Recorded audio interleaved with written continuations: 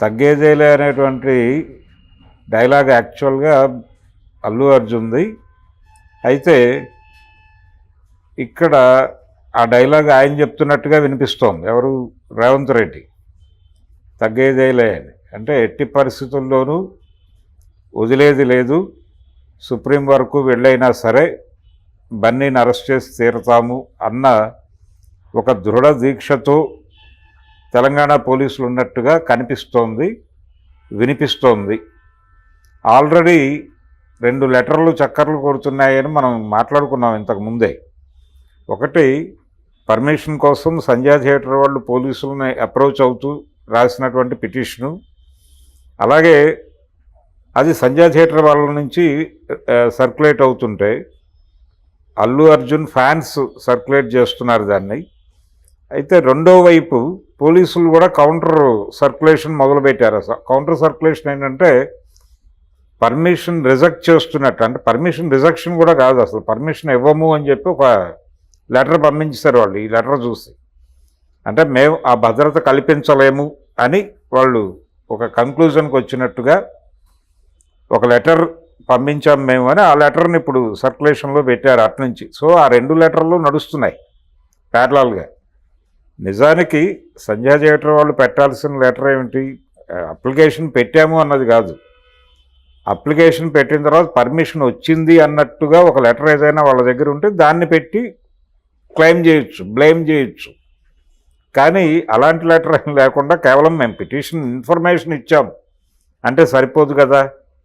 రెండోది, ఇక్కడ పోలీసుల ఆర్గ్యుమెంట్ ఏంటంటే ఈ సుప్రీం వరకు వెళ్ళి ఎట్టి పరిస్థితుల్లోనూ ఈ మధ్యంతర బెయిల్ రద్దు చేయాలనే ఆలోచన కేవలం తెలంగాణ పోలీసులది మాత్రమే కాదని, లాయర్లది కూడా, అంటే పోలీసుల తరపు న్యాయవాదులు కూడా బలంగా మాట్లాడుతున్నారు. దీన్ని ఉపేక్షించకూడదు. అంటే ఇప్పుడు ప్రతి సందర్భంలోనూ ప్రతి కేసు విషయంలోనూ ఇలా మధ్యంతర బెయిల్ ఇచ్చుకుంటూ పోతే ఏమిటి పరిస్థితి అనేది. అంటే ఒక ప్రశ్న అడిగి దానికి సంబంధించినటువంటి వివరాలు ఇచ్చే లోపు కేవలం ఒక వ్యక్తిని అతనికి అంటే బయట ఉండేటువంటి స్వేచ్ఛ ఉంది అనేటువంటిది ఒక ప్రాథమిక హక్కుగా మాట్లాడుతూ దాని మీద ఈ మధ్యంతర బెయిల్ తీసుకోవడం జరిగింది. కాబట్టి ప్రతివారు ఈ అవకాశాన్ని వినియోగించేసుకుంటే ప్రతి క్రైమ్లోనూ ఇది సీరియస్ క్రైమే, నాన్ బెయిలబుల్ సెక్షన్స్ పెట్టారు. రెండోది, అల్లు అర్జున్ చాలా స్పష్టంగా, అంటే పోలీసులు ఎస్టాబ్లిష్ చేస్తున్నటువంటి విషయం ఏంటంటే మేము పర్మిషన్ రిజెక్ట్ చేసాం ఒకటి.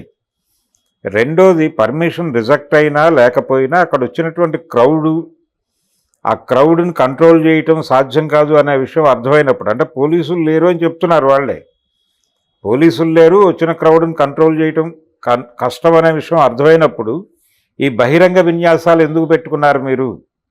ముఖ్యమంత్రి గారు కూడా అన్నారు ఢిల్లీలో అదే మాట. ఢిల్లీలో ఆయన ఒక మీడియాకి ఇచ్చినటువంటి ఇంటర్వ్యూలో చెప్పినటువంటి మాటలు కదా ఇప్పుడు కొంత ఈ గొడవకి దారితీస్తున్నటువంటి సందర్భం. అంటే తెలంగాణ గవర్నమెంట్ ముఖ్యమంత్రి గారు కొంచెం అంతకుముందు జరిగినటువంటి ప్రీ రిలీజ్ ఈవెంట్లో ఆయన పేరు మర్చిపోయినందుకు ఆయన ఇగో హర్ట్ ఇవన్నీ చేస్తున్నాడని కదా ఒక సెక్షన్ ఆర్గ్యుమెంటు. ఆ సందర్భంగా ఒకసారి ఆయన ఢిల్లీలో ఒక ఛానల్కి ఇచ్చిన ఇంటర్వ్యూలో మాట్లాడుతూ ఈ ప్రశ్న వచ్చినప్పుడు ఆయన చాలా స్పష్టంగా చెప్పాడు, బహిరంగ విన్యాసాలు చేయకుండా ఉండాల్సింది, థియేటర్లోకి వెళ్ళిపోయి సినిమా చూస్తూ మధ్యలో జనాలకి హాయి చెప్పడము, అంటే with in the frame audience అందరూ అకామిడేట్ అయిపోయిన తర్వాత వాళ్ళతో ఇంటరాక్ట్ అయి ఉంటే ఓ పద్ధతిగా ఉండేది. అలా కాకుండా ఆ క్రౌడ్లో మధ్యలో ఆయన ప్లేస్ లేనటువంటి ప్లేస్ ఏమాత్రము ఒక జన సమీకరణకు అవకాశం లేనటువంటి ఒక చిన్న ప్లేస్లో ఆయన విన్యాసాలు చేయటం వలన సంభవించిన నష్టం ఇది. కాబట్టి దీని ద్వారా, అంటే ఈ అరెస్టు ద్వారా ఒక ఐ ఓపెనర్ అవుతుంది ఎవరికైనా సరే.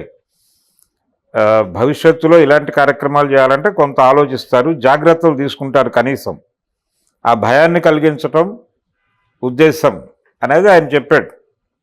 భయాన్ని కలిగించటం ఉద్దేశం అని చెప్పలేదు, కానీ ఎవరికైనా చట్టం అమలు జరగాలి కదా అని చెప్పి అన్నాడు ఆయన. అలా అనుకుంటే ఇది భయాన్ని కలిగించటమే. అంటే ఒక జాగ్రత్త, ఒక కేర్, ఒక బాధ్యత వాళ్ళకి గుర్తు చేయటంగా కూడా భావించవచ్చు. అందుకని ఈ మధ్యంతర బెయిలు అనేటువంటి ఒక వెసులుబాటు చూసుకుని ఇలా ప్రతి వాళ్ళు చెలరేగిపోతే ఏమిటి పరిస్థితి, ఇది ఏ రకమైనటువంటి సందేశాన్ని ఇస్తుంది ప్రపంచానికి అనే ఉద్దేశంతో పోలీసుల తరఫు న్యాయవాదులే దీని మీద మనం సుప్రీంకి వెళ్దాము అని అంటున్నట్టుగా ఈ వార్తల్లో ఆ వాక్యం కూడా ఉంది. ఇవి నిజమా కాదా స్పెక్యులేషన్ అనేది పక్కన పెట్టేస్తే ఈ రకమైనటువంటి ఆలోచన చేయటానికి ఒక ప్రాతిపదిక అయితే కనిపిస్తోంది. అందుకని కండిషన్ మరీ ఈ లెవెల్కి వెళ్ళే లోపు క్రైసిస్ మేనేజ్మెంట్కి ఎట్లాగూ వీళ్ళు చర్యలు తీసుకోవచ్చు. అంటే నేరుగా అల్లు అర్జున్ కావచ్చు, అరవింద్ గారు కావచ్చు, వీళ్ళు వెళ్ళి ముఖ్యమంత్రి గారిని కలవటమో లేకపోతే మరొకటో ఈ కార్యక్రమాలు ఎలాగూ చేస్తారు. అలాగే దాంతోపాటు పోలీసులు ఏదైతే బలంగా ఆర్గ్యూ చేస్తున్నారో ఇక్కడ పోలీసుల వైఫల్యం అనేది వీళ్ళు ప్రధానంగా మాట్లాడే ప్రయత్నం చేస్తున్నారు. అంటే ప్రభుత్వ వైఫల్యంగా ఈ సన్నివేశాన్ని చూపించే ప్రయత్నం అల్లు అర్జున్ దగ్గర నుంచి యూనిట్ వైపు నుంచి కూడా జరుగుతోంది. అలాగే 2-3 సినిమా వాళ్ళ స్పందనలో కూడా అదే ఉంది. నిజానికి యూనిట్ వైఫల్యం కూడా ఉంది దీనిలో. దాన్ని కూడా దృష్టిలో పెట్టుకోవాల్సి ఉంటుంది. అందుకని ఆ రకమైన కన్ఫెషన్ ఎక్కడ రావట్లేదు. అంటే జరిగిన తప్పులో మా లోపం కూడా ఉండి ఉండవచ్చు, అందుకు మేము క్షమాపణ చెప్తున్నాం అనే మాట అల్లు అర్జున్ మొదట రిలీజ్ చేసినటువంటి వీడియోలోనూ లేదు. ఆ తర్వాత ఆయన సక్సెస్ మీట్లో మాట్లాడుతున్నటువంటి సందర్భంలో ఈ సంఘటనను ప్రస్తావించినప్పుడు అక్కడ ఈ రకమైనటువంటి స్టేట్మెంట్ లేదు. తప్పు ఎవరో ఒకళ్ళ మీదకి నెట్టేసే ప్రయత్నమే కనిపిస్తోంది. పోలీసులు ఎలాగైతే వీళ్ళ తప్పు అని చెప్తున్నారో అలాగే వీళ్ళు కూడా పోలీసులు తప్పు అంటున్నారు. ఇలా ఒక యుద్ధంగా మారుతోంది. ఇది ప్రభుత్వంతోనూ పోలీసులతోనూ వైరంగా మారుతోంది. ఈ రకమైన క్లాష్ ఎందుకు ఉండాలి అసలు? వాళ్ళ వైపు నుంచి వాళ్ళు రిజెక్ట్ చేసామని క్లియర్గా చెప్తున్నారు. పర్మిషన్ పెట్టారు, మేము రిజెక్ట్ చేసామని వాళ్ళు చెప్తున్నప్పుడు అంగీకరించడానికి ఏమిటి ప్రాబ్లం?